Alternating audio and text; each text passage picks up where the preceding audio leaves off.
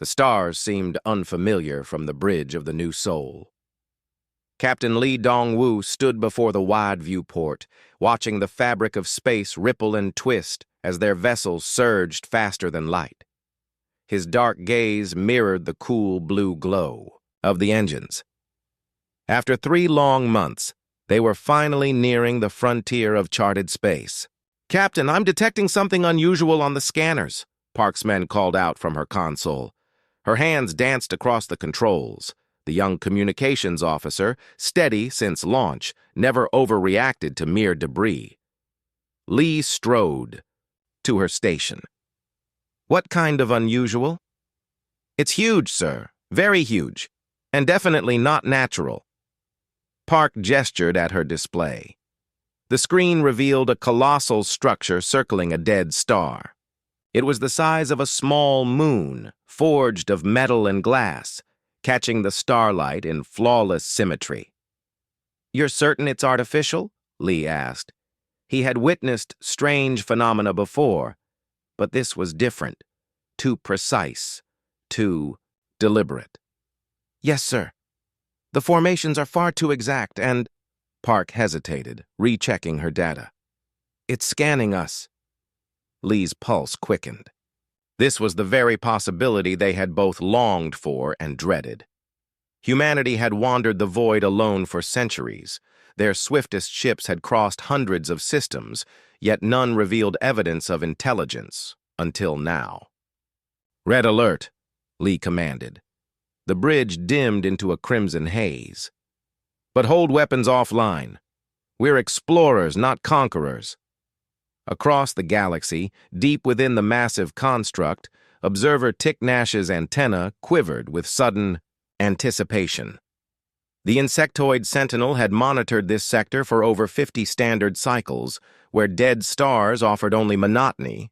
But today was different. "Control, this is Monitor Station 779.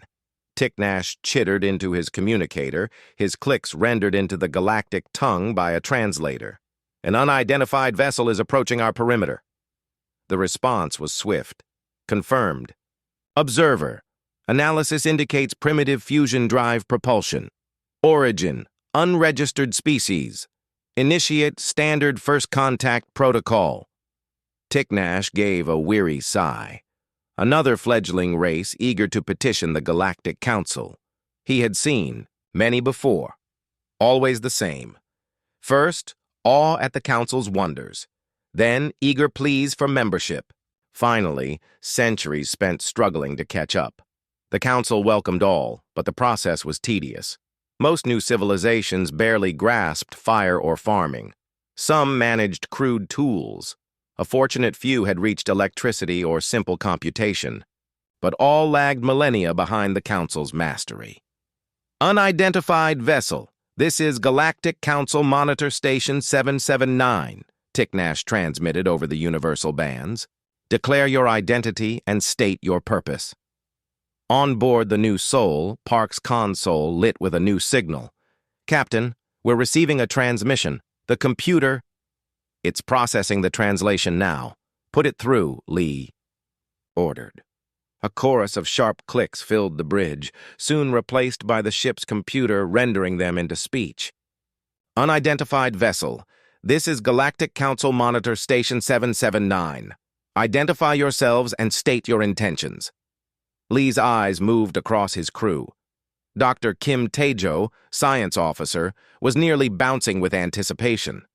Engineer Choi Min-so looked uneasy, concern fixed on the ship's systems. Cultural analyst Yoon Ji-won was already scribbling notes on the alien speech patterns. "Open a channel," Lee instructed. Park acknowledged with a nod and gave him the signal. "Galactic Council Monitor Station. This is Captain Lee Dong-woo of the Earth vessel New Seoul.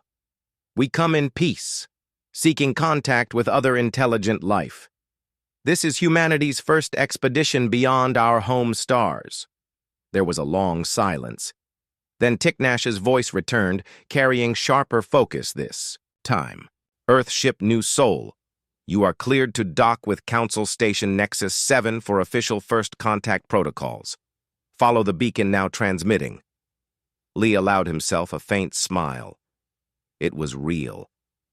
After centuries of wondering, humanity had finally discovered they were not alone.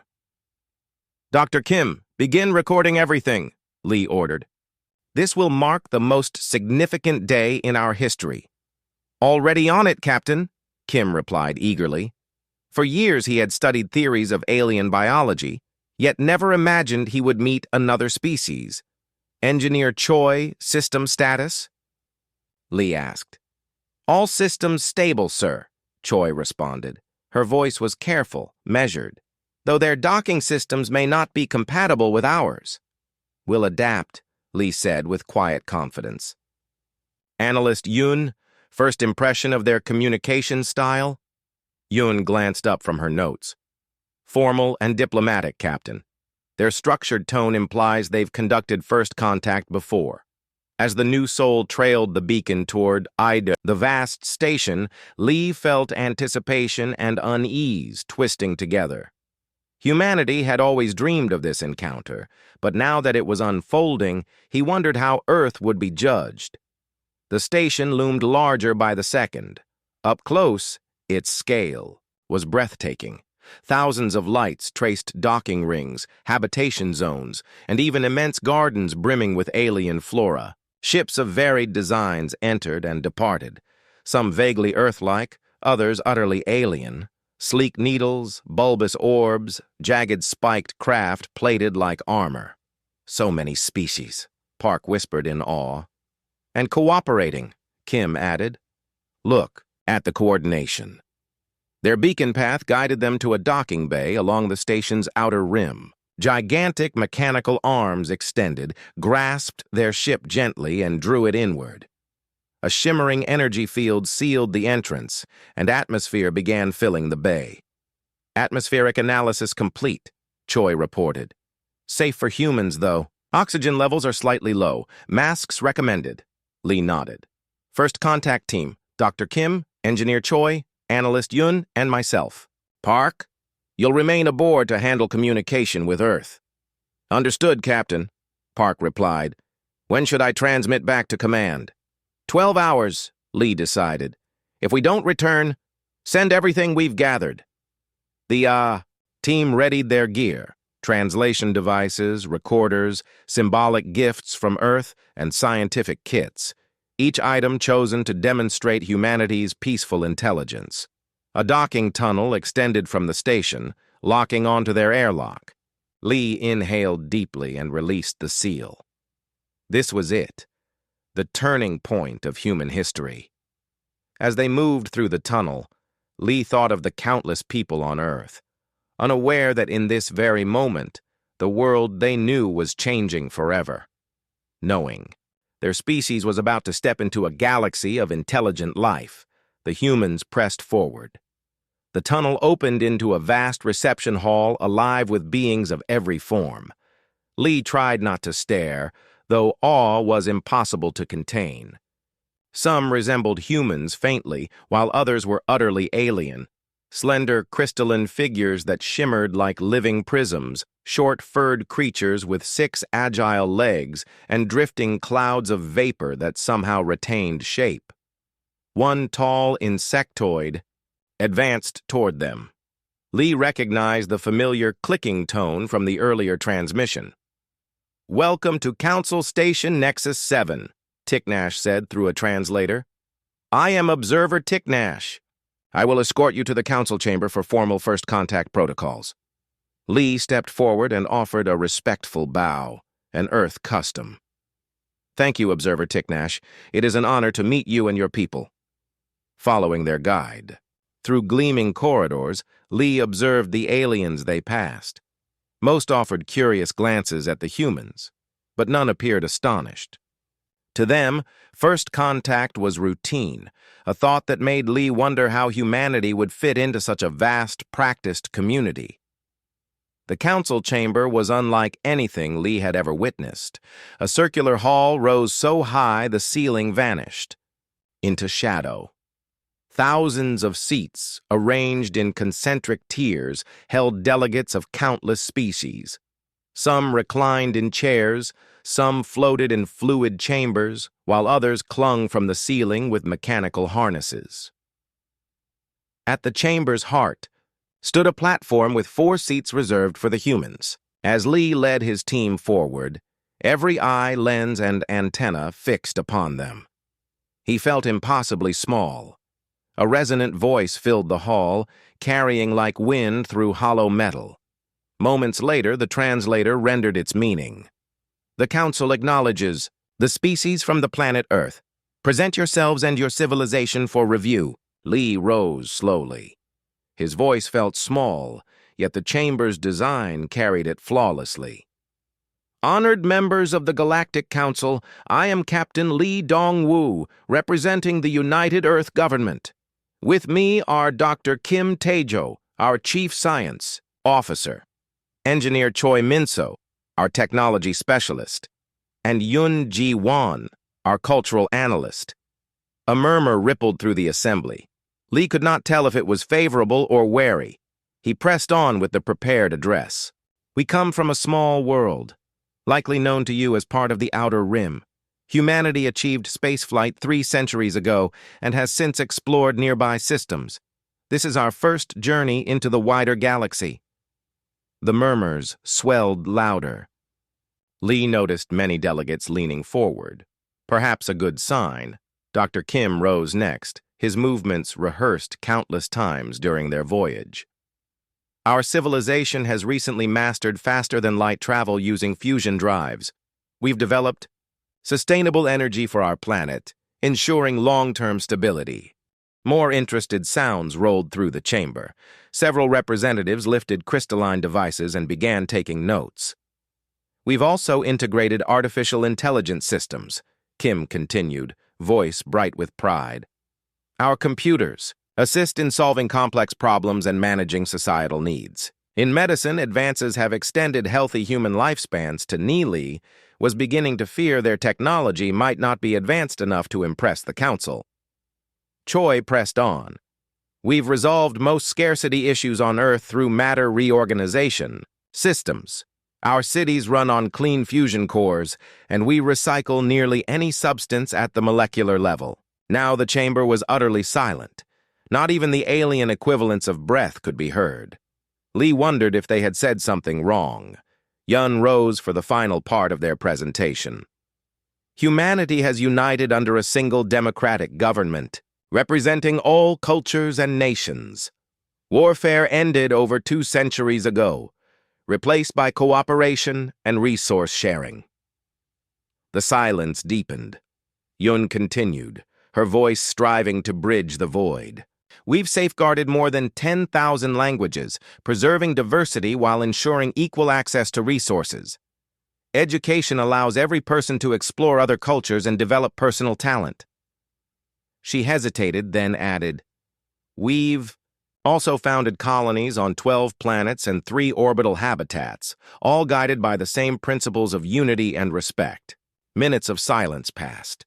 Lee nearly ordered his team to sit down when a tall, gaseous being at the center finally spoke. Its voice echoed like winds through caverns. Species of Earth, your presentation raises questions. This matter reorganization can... You clarify?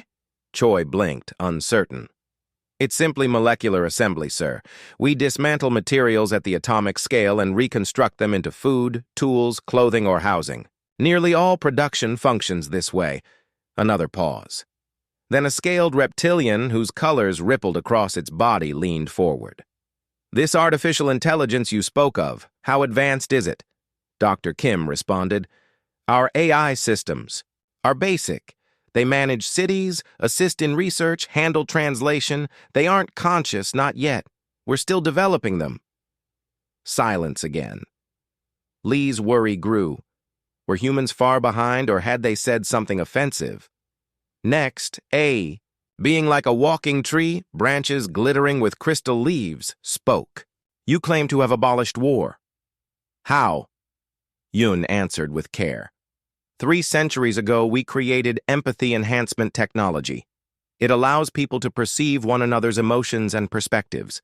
With abundance of resources, conflict faded away. The tree's crystal leaves flickered in surprise. Empathy enhancement? Yes, Yun said quickly. It's not control. Nothing invasive. It simply strengthens natural understanding. Most humans receive it as children during schooling. Now Lee noticed many delegates whispering, their translators leaking fragments. Impossible. Too advanced. Are they deceiving us? A six-armed furry alien rose. You spoke of colonies. How do you transport materials and people?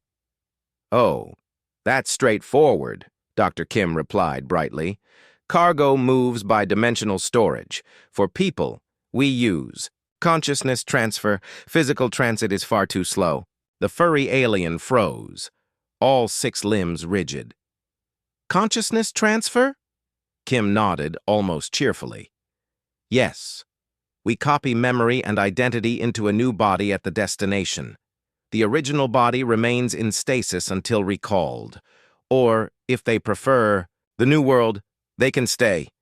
It's entirely safe. The chamber exploded into chaos.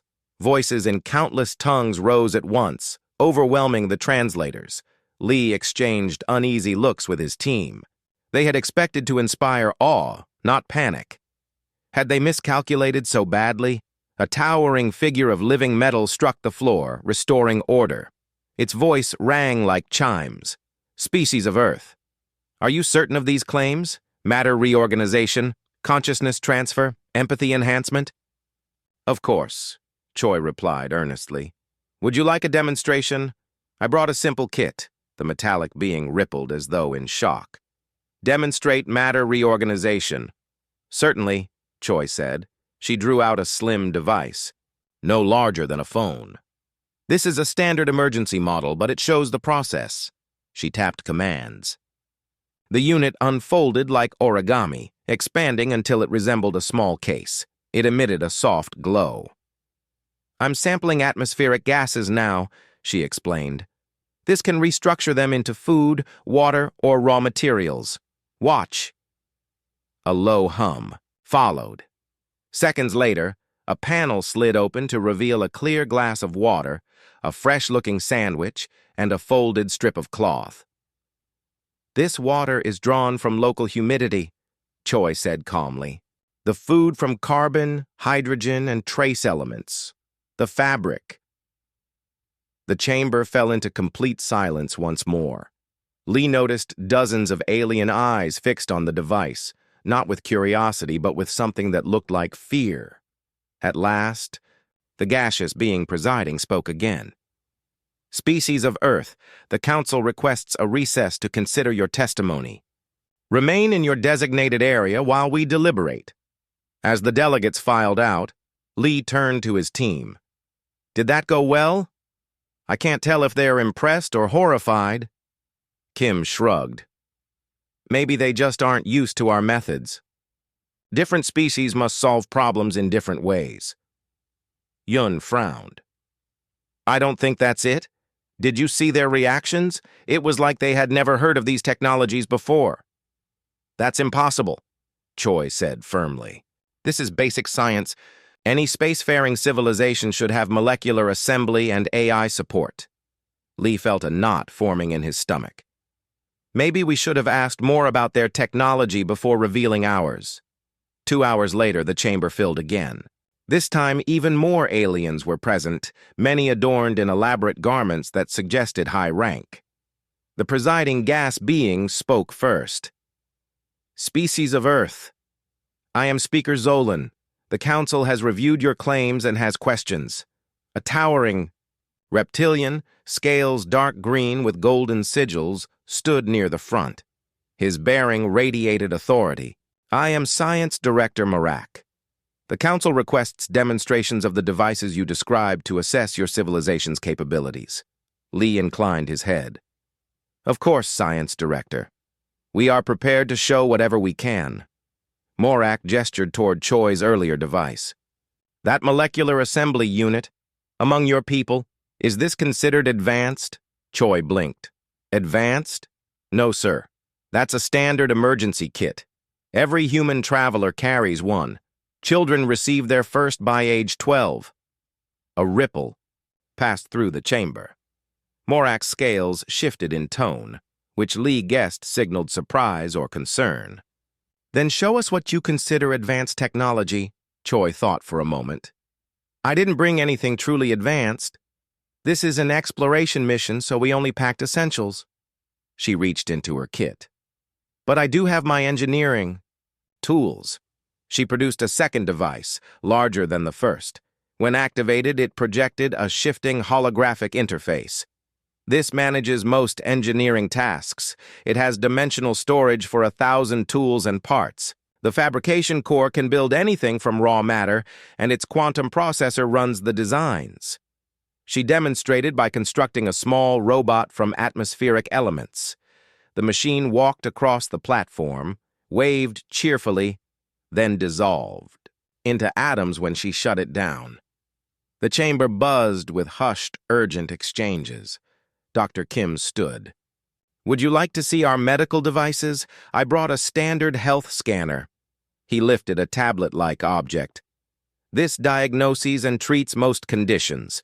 It scans internally without harmful radiation and administers nanomedicine for rapid healing. He pointed it at his hand. A holographic model of his body appeared, then a tiny cut on his finger sealed completely under a beam of light. This is only first aid level.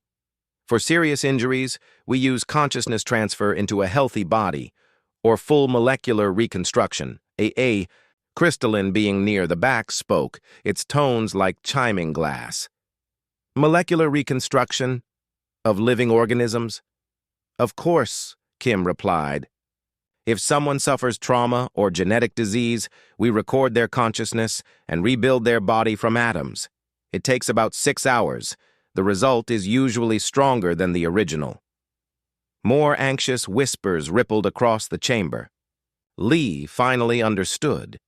Human technology might not be inferior at all, but dangerously beyond expectation. Yun rose smoothly. Perhaps I can demonstrate our cultural technology. She activated a small projector. The platform transformed into a lush earth garden.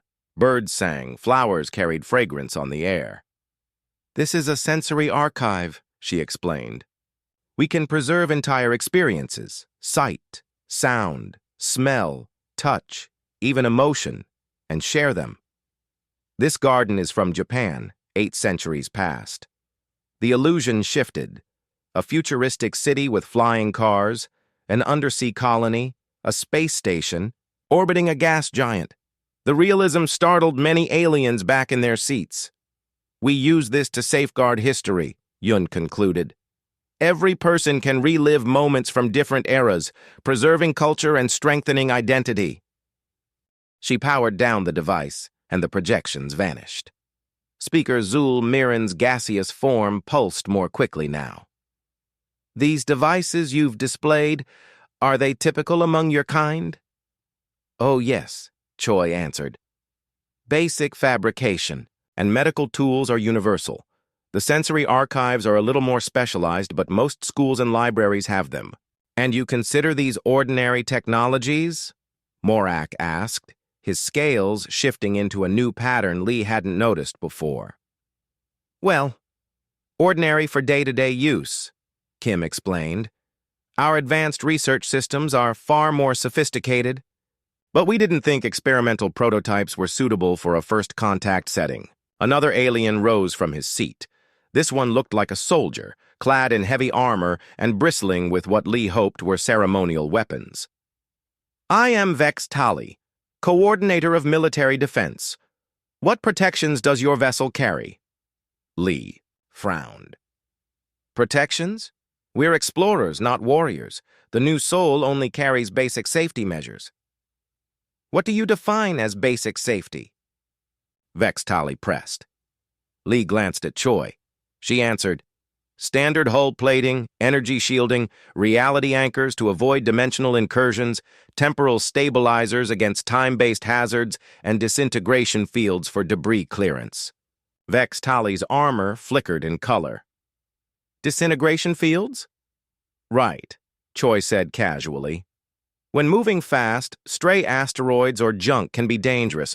The fields break them down into harmless dust. Just a precaution. And the reality anchors? Vextali continued. They keep the ship bound to stable space-time, Choi clarified. Some sectors of space suffer dimensional instability. Without anchors, you might drift into another timeline or universe.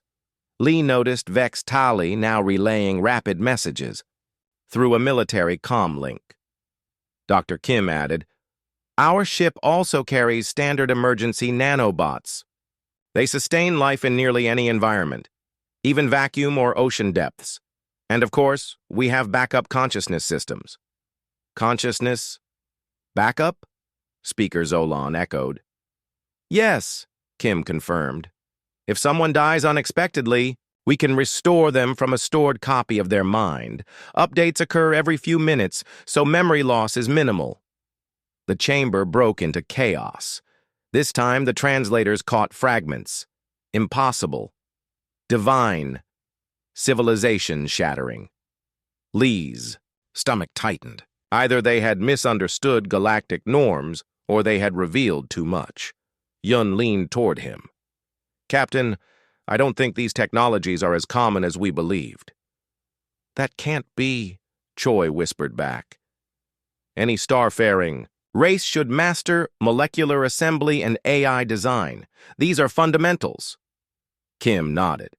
Maybe they just solved the same problems differently. Parallel development, different tools. But Lee wasn't convinced. Their reactions were too extreme for mere variation. Something larger was at play. Speaker Zolan thundered for order. When the murmurs died, he declared, Species of Earth, the Council requires more time. You will be escorted to guest quarters while we deliberate further. As they gathered their equipment, Lee felt the weight of alien eyes on them. Some wide with awe, others tight with unease, a few filled with fear. Captain, Yun whispered as they followed their escort, we might have left a stronger mark than we meant to. Lee's jaw tightened. The question is whether that mark helps or damns humanity. The guest quarters were lavish yet alien. Chairs shifted shape to accommodate different bodies. Tables rose and fell with a thought. The humans sat together, replaying the council session.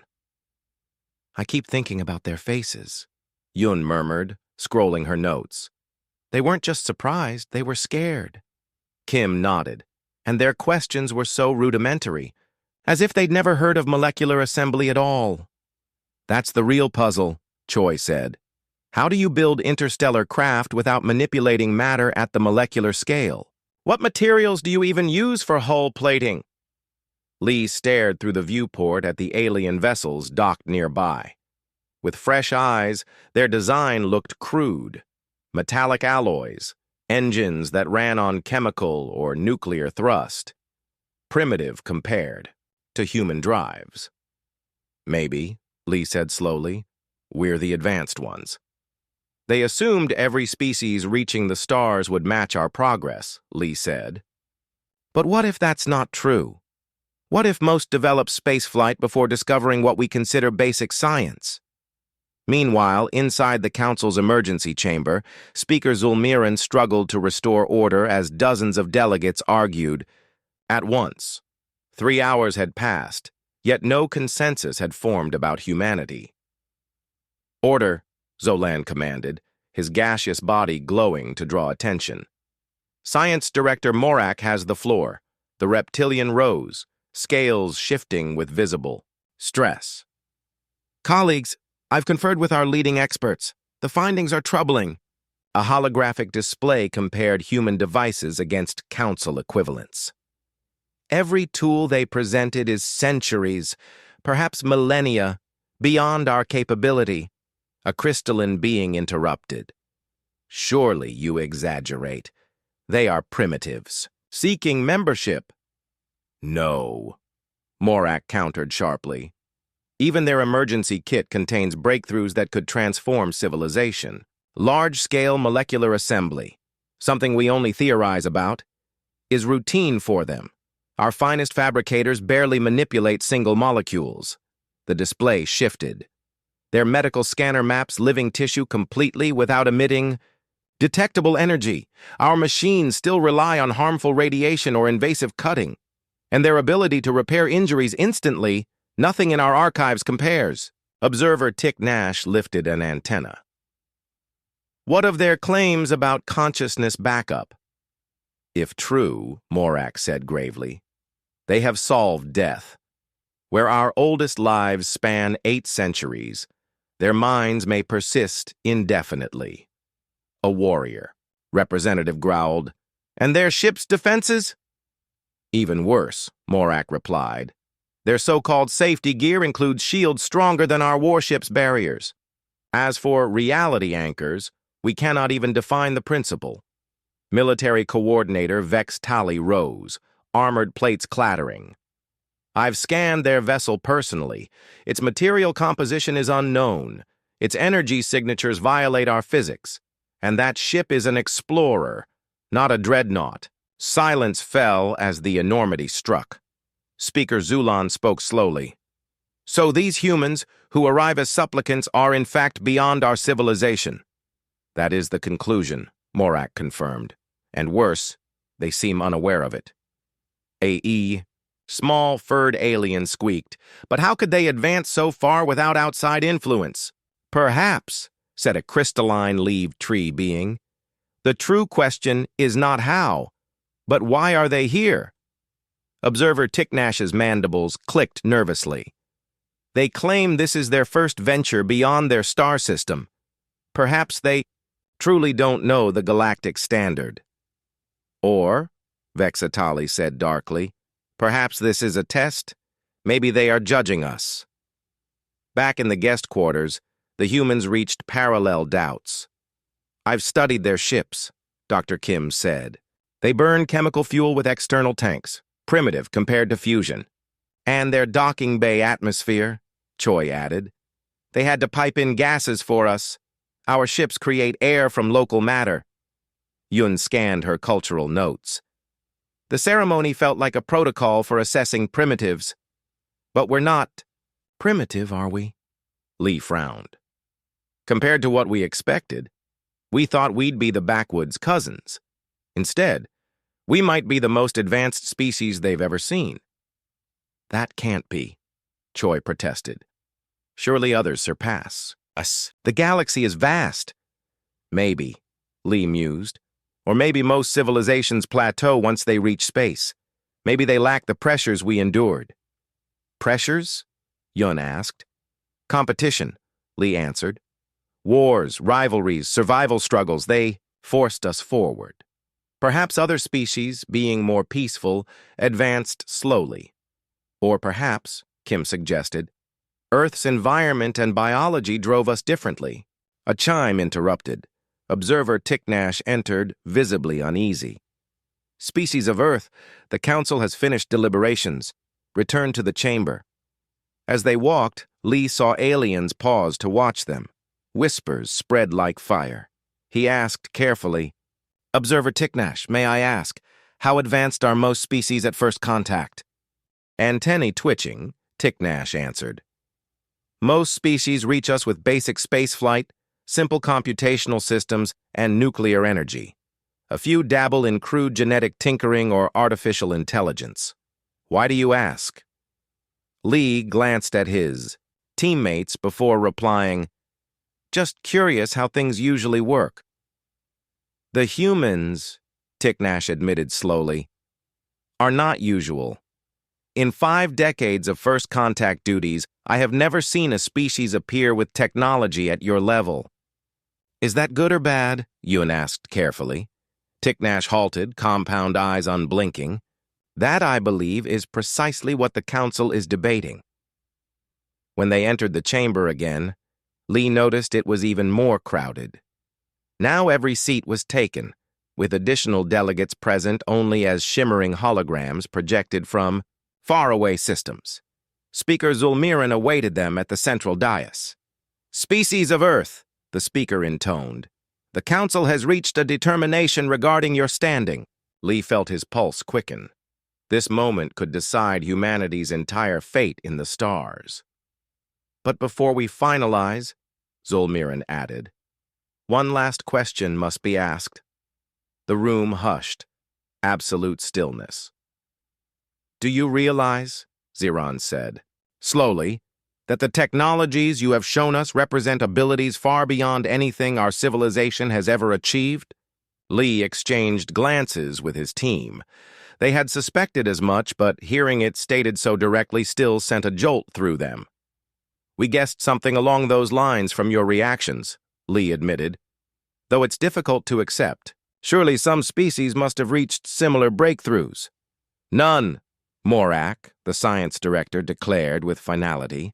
In 12 millennia of recorded galactic history, no people have achieved dependable molecular assembly, mind transfer, or the other devices you describe as commonplace. The humans stood in stunned disbelief. They had expected to petition for acceptance into a wiser, older order. Instead, they had inadvertently revealed themselves as the most advanced civilization in the room. So then, Speaker Zulmiran said gravely, the question is no longer whether Earth deserves membership. The question is, what happens now? The silence that followed seemed endless. Lee felt countless alien gazes pressing on him. At last, he spoke. Speaker, we came here only to learn from those further ahead. We never meant to disrupt or challenge anyone. The disruption may be unintentional, Zulmiran replied, colors rippling across his gaseous form. But its weight is undeniable. Your existence overturns everything we assumed about progress. Then the armored figure of Vexitali rose, plating clicking audibly. We must know of Earth's martial strength. With technology so far beyond ours, what weapons do you wield? Lee blinked, startled. Weapons? We don't really have them anymore. Humanity abolished warfare nearly 2 centuries ago. Abolished warfare? Vexitali repeated, armor shifting to what seemed shock. How can a species abolish war? Lee hesitated. When resources are limitless and most needs are solved by technology, there's little left to fight about. Plus, with empathy augmentation, it's difficult for anyone to truly want to inflict harm. Dr. Kim stepped forward. We dismantled our armed forces once global peace was reached. Maintaining militaries seemed wasteful with no enemies to fight. Vexitali's plates cycled through an array of colors. No standing military, none at all. None, Lee confirmed. Our exploration craft carried defenses, but only against cosmic hazards, not battle. Engineer Choi added, the new soul carries reality anchors, temporal stabilizers, and matter disintegration fields, but all strictly as protective measures against dimensional storms or unstable space-time. Never. Combat. A crystalline delegate chimed. These reality anchors you mention, what precisely are they? They hold the vessel fixed in baseline space-time, Choi explained. Regions of instability can pull ships into parallel continua or backward through time. Anchors prevent such displacements. The chamber erupted in urgent whispers. Lee realized they were casually describing wonders the council regarded as impossibilities. Science Director Morak spoke again. Your power systems. How are they fueled? Standard fusion, Kim replied. Controlled reactions that convert matter directly to energy. Each vessel can run for half a century without resupply. And the fuel source?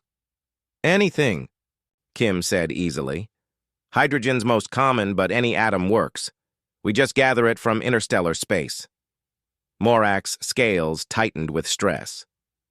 You can transmute any matter into energy? Of course, Kim said, puzzled. That's basic physics. EMC2. All matter is convertible with the right equipment. A tree-like delegate with crystal fronds interjected. With such energy abundance, how do you control population growth? Yun answered smoothly. Control isn't needed. Earth stabilized near 12 billion naturally. Most families prefer 1 or 2 children to pursue personal or cultural fulfillment. 12 billion? On a single world? The crystalline tree asked, startled. Oh no, Yun laughed. Barely 3 billion remain on Earth. The rest live across 12 settled planets and numerous orbital habitats. You have colonized 12 worlds, Speaker Zulmiran demanded. Colonized may be overstating it, Yun said carefully. We've established lasting settlements on 12 planets. Most required terraforming first. Terraforming? Multiple voices echoed at once. Kim nodded brightly. Yes, altering atmospheres, stabilizing climates, control, importing Earth life, adjusting climates, that sort of thing. On average, it takes around 50 years before a world becomes comfortably habitable. The chamber broke into uproar again. Lee noticed several delegates leaving their stations, urgently transmitting messages to others beyond the hall. A small, six-armed furry being called out, "How do you actually move people between these worlds?" Consciousness transfer is most common, Dr. Kim answered. We record a person's mind and personality at the departure point, then fabricate a new body at the destination. It's far faster than physically transporting them. And the original body? The alien pressed. Normally, it's kept in stasis until the person chooses whether to return or remain, Kim explained. Some keep bodies on different worlds so they can shift between them as they wish. Observer Ticknash spoke up from near the entryway. This consciousness transfer, how secure is it? Perfectly safe, Kim assured him. It's been in use for more than 100 years. The only hazard is damage during transfer, but that's almost unheard of. Even then, everyone keeps updated backups of their minds every few hours. Backups? Ticknash's antenna flickered wildly. Of course, Kim said. If someone dies in an accident, we restore them from their latest backup. At most, they lose a handful of hours. The chamber grew more chaotic. Lee saw clusters of aliens arguing in their native tongues. Fragments filtered through the translator. Impossible, divine, reality-breaking, dangerous. Speaker Zulan called for calm, but it took minutes before quiet returned. Species of Earth, he said when order settled. The technologies you describe resolve the fundamental barriers that have restrained galactic civilization for eons. Endless energy, boundless resources, the defeat of death, faster-than-light consciousness travel, terraforming of worlds. I suppose, Lee admitted, uneasy, though to us they're simply tools that make life more convenient. Then how do your people spend their time? With survival no longer a concern, asked a floating jellyfish-like delegate. Yun smiled. People follow their passions, art, philosophy, science, exploration, relationships, athletics. Some spend decades perfecting music or delving into history, while others focus on discovery or pioneering new frontiers. And everyone has equal access? The jellyfish asked. Naturally, Yun replied. The basics, food, housing, medicine, education, travel, are free to all. Contribution is by interest and skill, not survival. How long do humans typically live? Asked Director Morak. Biologically, indefinitely, Kim replied. With transfer and replacement, immortality is possible, but most choose natural death after 5 to 8 centuries. They say an ending gives existence meaning. Choose death? Several delegates gasped. Yes, Kim nodded. When one feels their journey is complete, they stop renewing. It's an honored choice. Watching the aliens' reactions, Lee's concern deepened. Their advancements weren't just impressive, they were incomprehensible to others. Speaker Zulan, Lee said carefully, I now see our progress is abnormal. We never wished to disrupt. Perhaps returning home and rethinking contact would be wise. No, Zulan interrupted quickly. That helps nothing. Your existence and your technology cannot be ignored. Military Coordinator Vexali rose again, his armor clicking. Then the real matter. What are Earth's intentions toward this galaxy? Lee glanced at his team, then back at the crowd. We came seeking friendship and knowledge, to share and learn. Our purpose hasn't changed. Yet you must see, Vexali pressed, that your power could let you dominate everything. Why wouldn't you? Why would we? Lee asked, genuinely puzzled. We already have what we need. Controlling others offers us nothing. Every species claims that, Vexali said darkly. But power corrupts. History proves advanced societies exploit the weak. Lee shook his head. Perhaps once, but not anymore. Our empathy enhancements make harming others nearly impossible. We literally feel their pain. And besides, what could we possibly gain? Energy, resources, space, we already possess it all. The chamber froze again, the aliens weighing his words. Humanity had revealed not only superior technology, but a nature. Said, we ask if humanity would consider helping us rebuild galactic civilization entirely. Lee blinked in shock. That was not the answer he'd expected. Science Director Morak rose to clarify. Your breakthroughs solve issues that have restricted us for millennia. Resource scarcity, energy limits, short lifespans, interstellar travel. You've ended them all. But we don't want to impose our ways on anyone, Lee answered quickly. Every culture should progress in its own manner. We understand, Zulan replied. That is why we ask for aid, not domination. Could humanity help others reach post-scarcity while preserving their uniqueness? Dr. Kim stepped forward, eyes bright. That's exactly what we dreamed of, learning from others while sharing what we've discovered. Yun nodded firmly. Cultural exchange has always mattered to us. We've preserved thousands of human traditions on Earth. We could do the same across the stars. Engineer Choi spoke thoughtfully. We could release core technologies gradually, ensuring each adapts them to their needs and traditions. No one must lose their identity. And how would you stop misuse for warfare? Demanded Vexali. The same way we stopped it at home, Lee answered. Empathy enhancement makes it nearly impossible to use advanced systems for harm. We'd share that first, before anything dangerous. And if a people refuses empathy? Asked a crystalline being. Then they don't receive the hazardous technologies, Choi said flatly. Some tools are too dangerous without safeguards. Observer Tiknash raised another concern. What does humanity gain from this? You claim to have everything already. Lee smiled. Knowledge, friendship, perspective. Every species thinks differently, and that's priceless. We want to learn how. Your minds create, discover, and see reality. Kim nodded excitedly. Imagine combining our tools with alien approaches.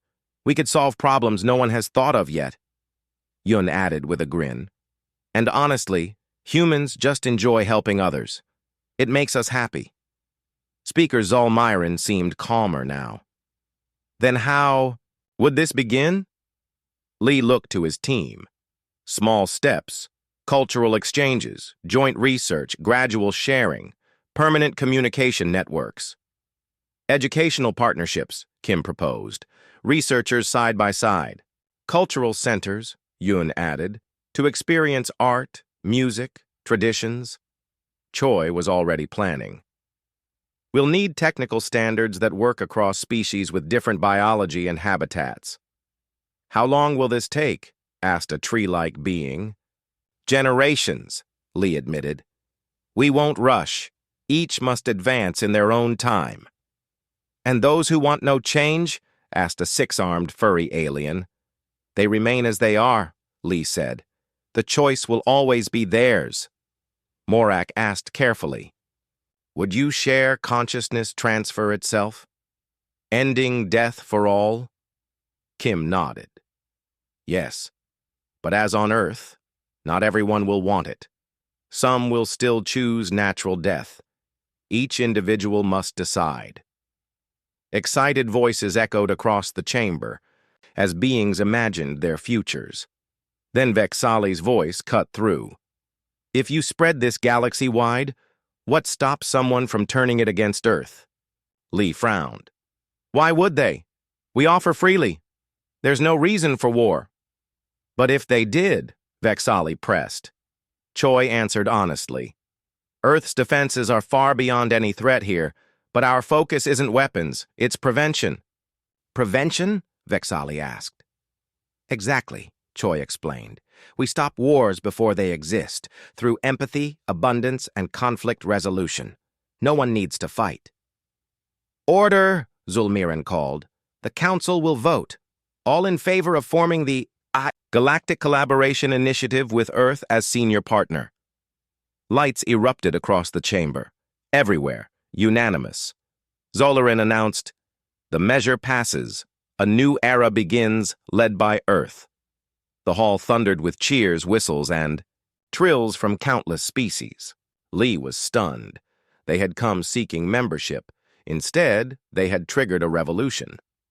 "Captain," Officer Park's voice came over the comm. "Priority message from Earth Command." "Patch it," Lee replied. "New Sol, this is Admiral Han." "Report." Lee looked at the celebrating chamber, then at his team.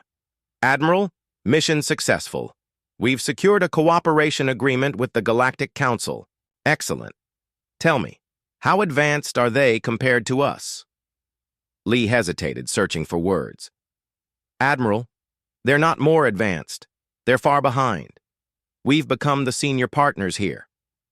A long silence followed. "Repeat that, Captain." "This galaxy is 500 to 1,000 years behind us technologically. They've asked for our help achieving post-scarcity." Another pause. "So we'll need to deploy uplift specialists and cultural integration teams?" Lee smiled faintly. Of course, Earth had plans for this. "Yes, Admiral. Standard protocols. On a galactic scale. Scientists, diplomats, engineers." "Understood. How many species?" Lee glanced around. 47 to start, with hundreds more out there." "Interesting," Han murmured. "Very well. Begin Phase 2 integration. Teams will arrive soon." As the comm closed, Dr. Kim leaned close. "Phase 2? How many first contact scenarios has Earth prepared for?" Lee chuckled. "Apparently more than we realized. This isn't even our first time." Choi frowned. "What do you mean?" "Think," Lee said.